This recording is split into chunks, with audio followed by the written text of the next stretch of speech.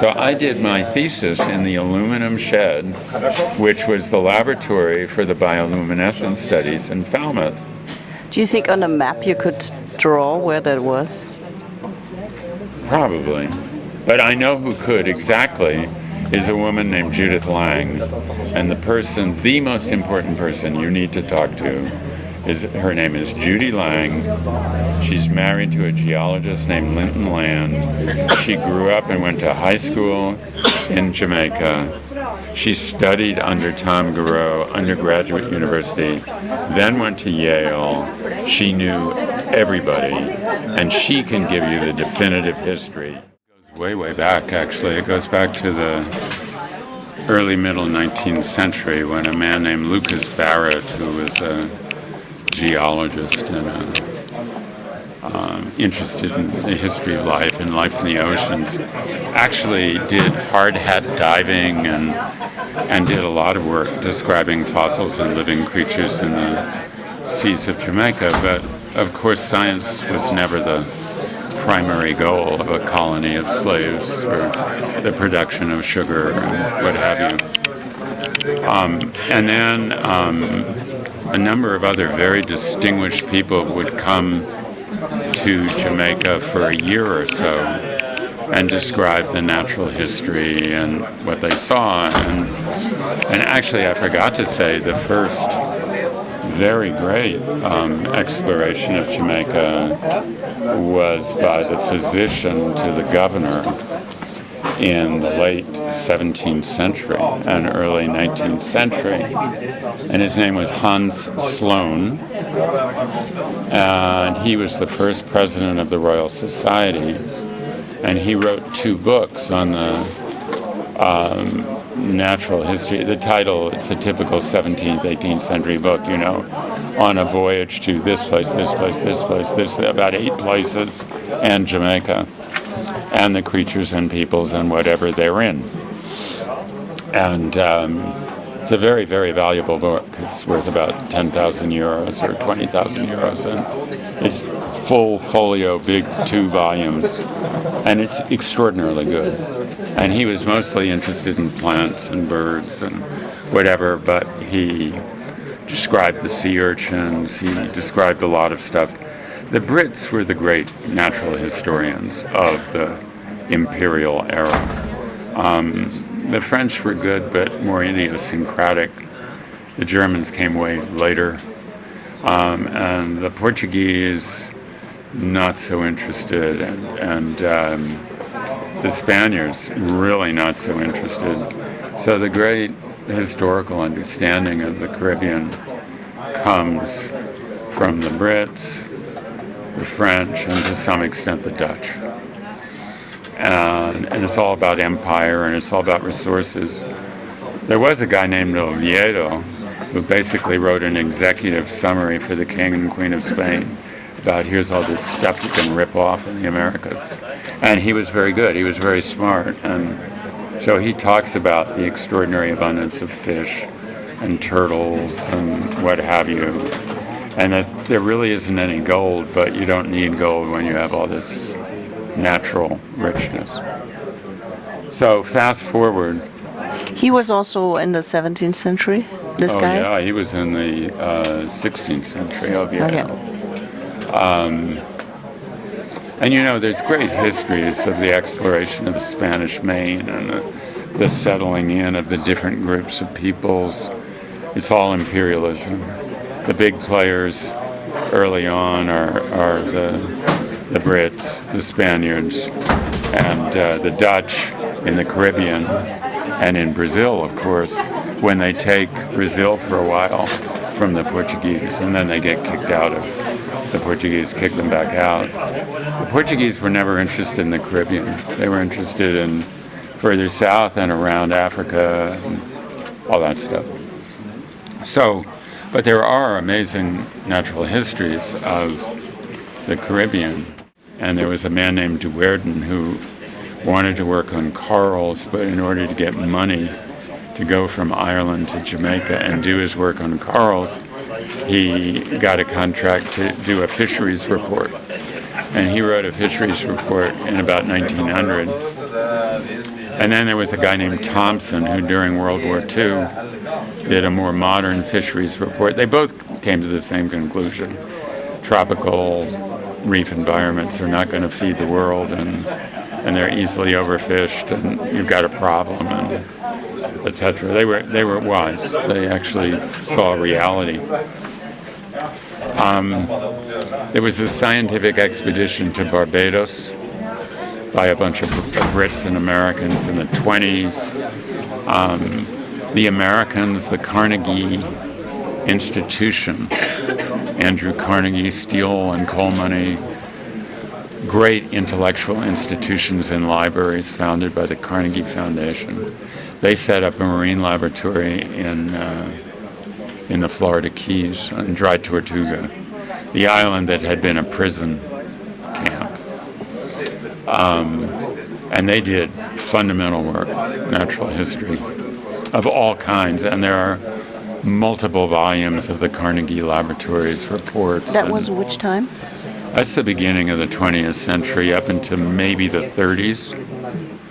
There's also, and then you get the beginnings of the Port Royal Jamaica Marine Laboratory in the 40s. Maybe a little later. The last vestige of the old West Indian Federation, which was the too little, too late British attempt to stabilize into the modern world their colonies, which they were awful at, is the University of the West Indies, which actually exists as a transnational university because so you have this growing academic environment which never existed before. And along come young zoologists and botanists studying the ocean who want a facility. So they build this little laboratory in Port Royal, Jamaica, where the pirate kingdom was, right? And which is a fascinating place historically. And they built this little lab and they started working. What?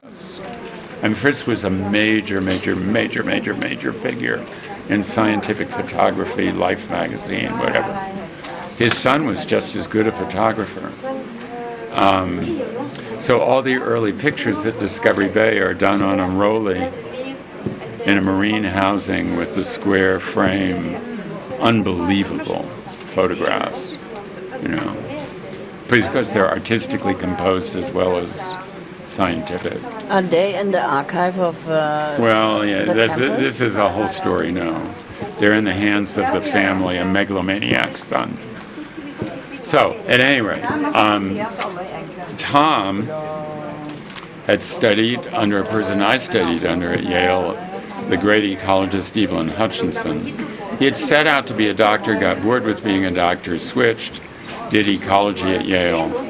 And he did his thesis research in Jamaica. Meanwhile, he married a Panamanian woman named Nora Garreau, who had been at the University of Chicago and was a brilliant biologist. And they went sort of native in Jamaica.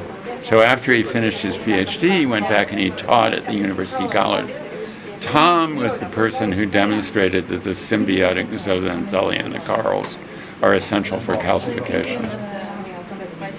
And he probably died from the radioactivity, the hot calcium he used in the experiments, because he died of cancer about 20 years later. Then that's really good for us because it shows that we haven't screwed the place up, because they were hyper careful. Oh, really? Okay. Yeah, they blew a channel through the thing for the ships to go in and out, but they had big covered systems so that the bauxite didn't get out, so that the conveyor that loaded it onto the ships was completely covered. They had a drying dome right down by the dock. And they kept that in shape? Oh, totally. I mean, Ocho Rios was red. Discovery Bay was not red at all. There was no bauxite anywhere except in the ship or in the thing. And they reclaimed the land of every pit and turned it into cow pasture. I mean, they were good. You know, they're not all evil, right? They did the right thing. I worked at another laboratory like that in Panama in the San Blas. If you plotted a graph of the scientific significance versus the financial investment in the laboratory, it would be a perfect negative correlation.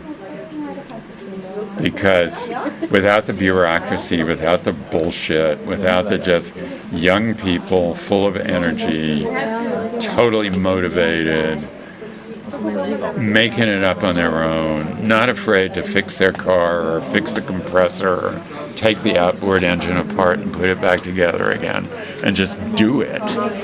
People like that get stuff done. You know? So it's a really interesting story. Now Judy would actually know.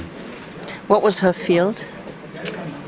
Oh, you name it. But she did her PhD on how corals aggress each other. She discovered that there's a pecking order of corals in their ability to kill each other in competition for space. But she started out working on sponges, so she knows a lot about them. And she's one of these jack-of-all-trade naturalists, so she knows a ton about everything about the marine biology of Jamaica. Okay? But no one was ever, again, really interested in bioluminescence. I mean, because, Michael Axis and Scripps and... Tom Garreau was a physiologist, and he did some work on tridacna in Australia, because, the symbiotic dinoflagellates bioluminesce, or the other symbionts in corals and these things bioluminesce. Tom would have probably done some fundamental work along the way on bioluminescence, but then you'd have to dig into the life history of Tom Garreau, and Judy Lang, having been his student, would be able to help you do that. Yes, I do that. But what nobody really did was work on phytoplankton, which of course your dinoflagellates are part of. And then very much later, applied people come along to look at nutrient pollution and stuff. And I have to tell you, the scientists at Discovery Bay look down their noses at these people, these applied people and everything. And then after I got my PhD, I got a job immediately at Johns Hopkins. That doesn't happen anymore. But back then, if you were good and you'd gone to a good place, you didn't even have to do a postdoc. You just got a job. I mean, those days are completely gone. And so I was at Johns Hopkins, and then I started a research program going back to Jamaica, because it was what I knew, and I worked there for 13 years. And I've been back a little bit since. It's really sad. It's really depressing. There are 1 million more people than when I lived there. Unemployment is 40%. It's just, it's hell. It's total hell. There's virtually no opportunity. Crime is extremely rampant. It's just, I